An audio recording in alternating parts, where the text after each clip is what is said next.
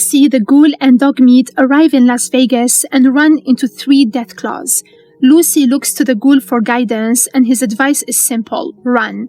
She asks for drugs, better weapons, even joking about a rocket launcher, but they've got nothing.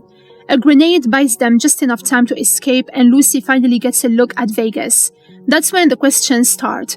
Why would her dad come here? Why is this place crawling with Deathclaws? When the ghoul opens up about management vaults meant for elites, including one for his wife and daughter, Lucy realizes her father could be hiding in one too. She wants to rush in and save everyone immediately. The ghoul shuts that down, saying they don't just stroll past Deathclaws. Lucy, very much not sober, insists time matters, especially since she's completely out of drugs. They split up in Freeside. Lucy heads to Sonny's general store for Addictol. Inside, things go sideways. Sonny is gone. There is a dead naked body stuffed in a barrel.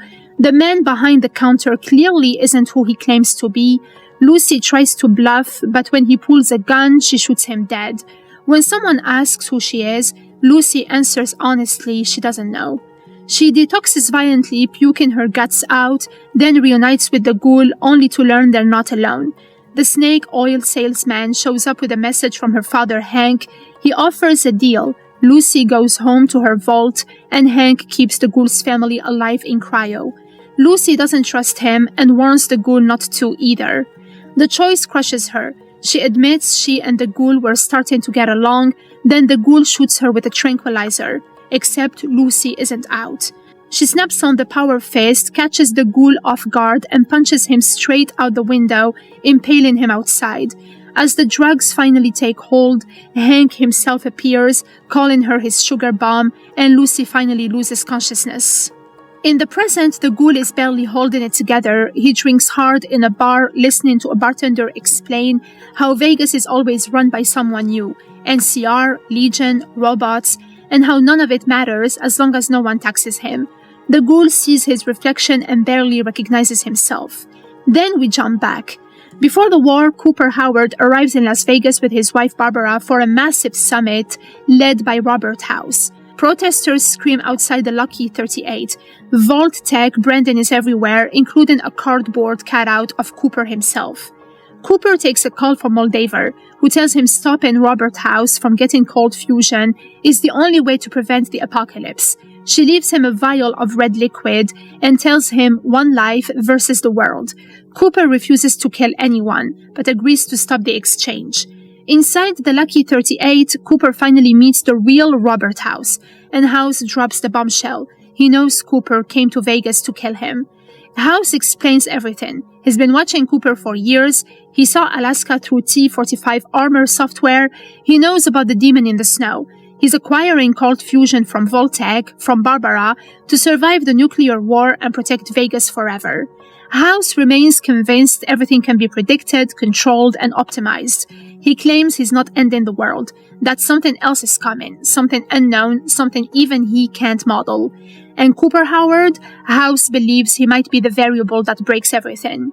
House claims Cooper was never supposed to come to Vegas and that his arrival moved the predicted end of the world forward by a month to his daughter's birthday.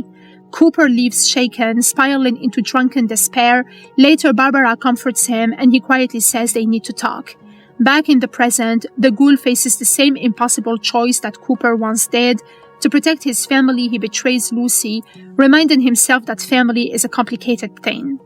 Earlier, Hank ambushed the snake oil salesman, knocked him out, and used a mind control device to wipe his memories, and like every other test subject, the salesman survived. Hank drove past Voltec's cryogenic facility, where tanks labeled Barbara and Janie Howard sat frozen and silent. Later, through the salesman, Hank makes his move. He's secure, untouchable, watching everything, and he's willing to trade one family for another, Lucy for Cooper's wife and child. When Lucy finally collapses, Hank steps out of the shadows, calling her his sugar bomb, proving he's been pulling the strings the entire time. Norm and the Vault 31 escapees reach Voltec's ruined offices, surrounded by corpses and filth. Squatters explain the Roach Farm situation, reminding them how out of touch Vault dwellers are. Majun delivers the gut punch. Lucy is dead, but Norm refuses to believe it.